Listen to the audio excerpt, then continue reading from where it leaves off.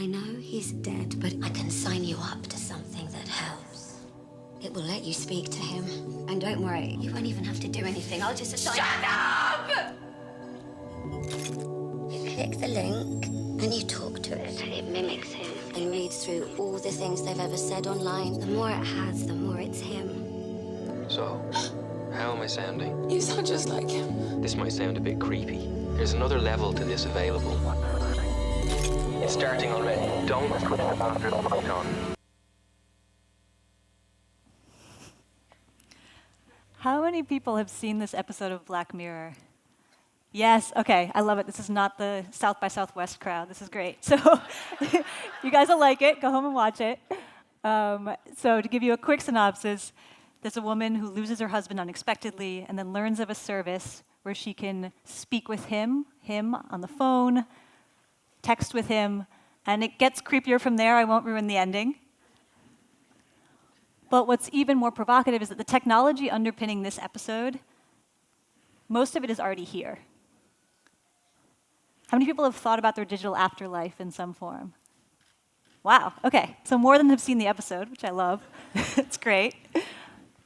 So it wasn't actually this Black Mirror episode that made me start thinking about the relationship between technology and death, but a really cozy coffee shop conversation that I had with a friend of mine. This is Allison. I met up with her a couple years ago in a coffee shop, was asking about her life, and she said she had a new man in her life, was really excited about it. They'd met online on an app called Hinge, which connects you through mutual Facebook friends. And the only thing that was different about this story from a third of the other stories out there where people meet online is they'd met through this friend who had actually passed away a couple years earlier. Yeah, that was my reaction too, that sound. So they'd met through her virtual ghost. And that, for me as a researcher and someone who designs experiences, often digital, for everyday life, made me start wondering about the relationship between technology and death. And I started talking to friends, asking people, have you ever had some kind of uncanny experience online? Maybe a friend tweeted when they'd actually already passed away, or you'd been declared accidentally dead on Facebook. Has anyone had this happen to them or encountered this in some way? In the next 5 years, everyone's hands will be up. Technology is already shifting our relationship to death, and I began this research project looking at the ways that it could shift the way we plan for death more and potentially live on, and whether it should shift the ways we plan for death more and potentially live on. And this is only going to become more of an issue as we live more of our lives online. This is old news. We know that every generation is more and more digital. When we think about ending well, what does that mean if we've lived most of our life, not just out in the world, but also digitally? This is my mom. She's a photographer. She's doing what I think of as the most analog activity possible. She's actually pressing leaves. And she probably uses her phone once a day to give me a call, then leave me a voicemail and say, hey, I gave you a call. Did you see my call? And that's it, right? Most of her life is lived out in the world. There's me, kind of missed the millennial cutoff. I barely know what Twitter is, but if you tweet at me, we'll figure it out together. And I definitely live more of my life digitally. And then there's my niece, who at 2 is here taking her first selfie. As we live more and more of our lives digitally, what does that also mean for the types of legacies we leave behind? And we're living more of our lives digitally, this radical shift that's layered on top of a really fundamental need to leave something behind, to feel like we've had an impact. Whether that's the buildings we build, the words that we write, the genes that we pass on. Ray Bradbury has this great quote that I love in Fahrenheit 451. Everyone must leave something behind when he dies. A child, or a book, or a painting, or a garden planted. It doesn't matter what you do, so long as you change something from the way it was before you touched it into something that's like you after you take your hands away. And what does that mean in a digital age? What are some of those digital gardens starting to look like? So I'm going to give you a glimpse of what's already out there right now. Do you want to talk to your relatives from beyond the grave? Of course you do, right? This, this Japanese app lets you speak with your relatives that have already passed away. They can record videos, and then using augmented reality, if you go to a specific location, in this case, a grave site, you see the hologram version of them talking to you. The website promotional video says, "Don't worry, we're always watching you." Definitely worried now, thank you. But on the flip side, it only costs the equivalent of $4.50 to store your virtual relatives per month. Probably cheaper than a grave. And on their website, they highlight the grave use edition right next to this daily usage edition. What happens if your grandparents accidentally pop up in the parking lot instead of in the cemetery? Another example, do you want to tweet after you die? Well, you can already. Get excited. Eder9, social network, it has about 40,000 users, is in beta. It offers to create a virtual counterpart for you that can live on in cyber eternity, writing emails, tweeting, maybe having your voice speak at conferences. And institutions are also starting to explore this relationship between technology and death. This is Eva Schloss. She's one of a dwindling number of Holocaust survivors. She agreed to have 116 cameras film her from every angle, and in order to create a hologram version of herself that can answer questions for school children in 2050 that want to hear about her experience. And I see a very different reaction, right? Seems really meaningful.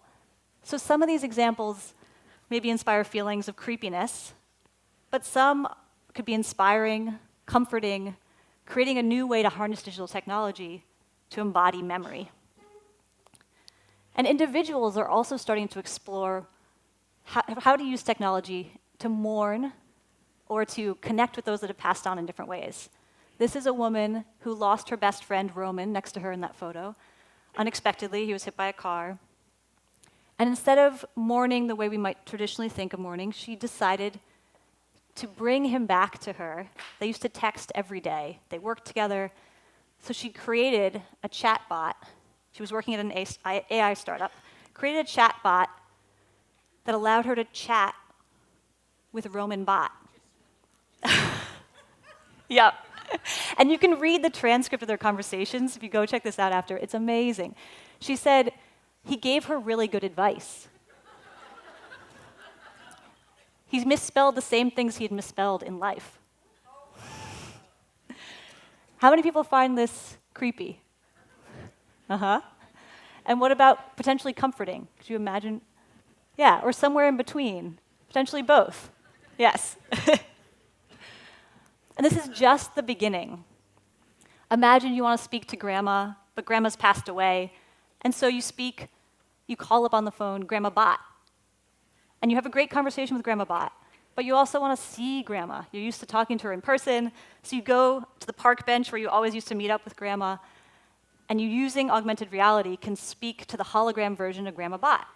And she asks you, why aren't you married yet? This is totally hypothetical, obviously. But you can have those same conversations. So this is just the beginning, and technology is radically shifting our relationship to death. But it's also not the first time that technology has impacted our relationship to death. So I want to take us back in time quickly to what I call necrotech, the relationship between technology and death. Telegram, 1838, sent out into the world. And with the rise of the telegram, where suddenly we could communicate across these vast geographic distances, we also see the rise of seances. We're communicating across a different kind of figurative distance between life and afterlife.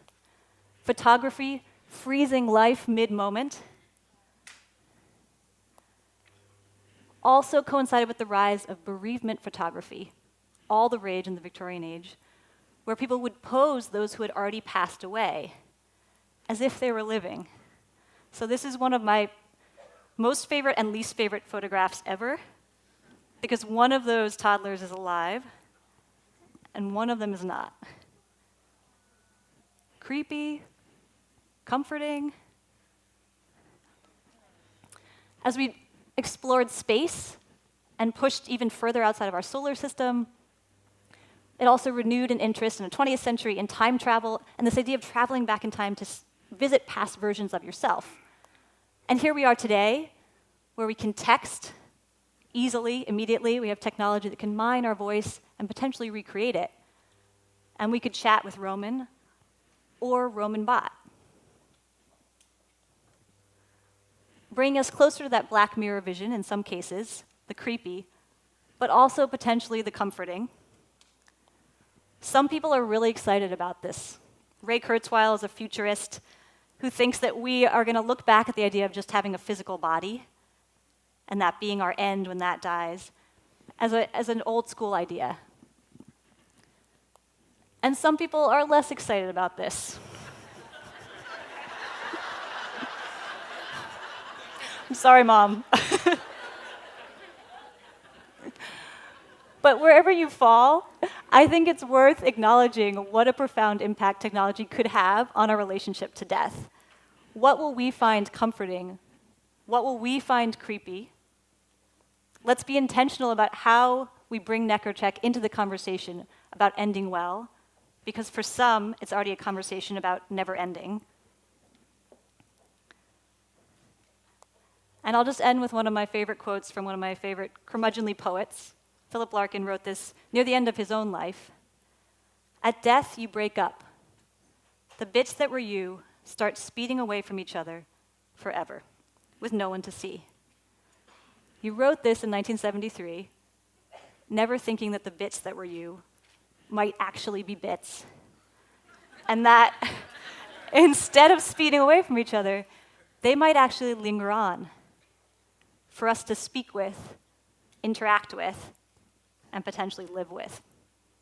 Thank you.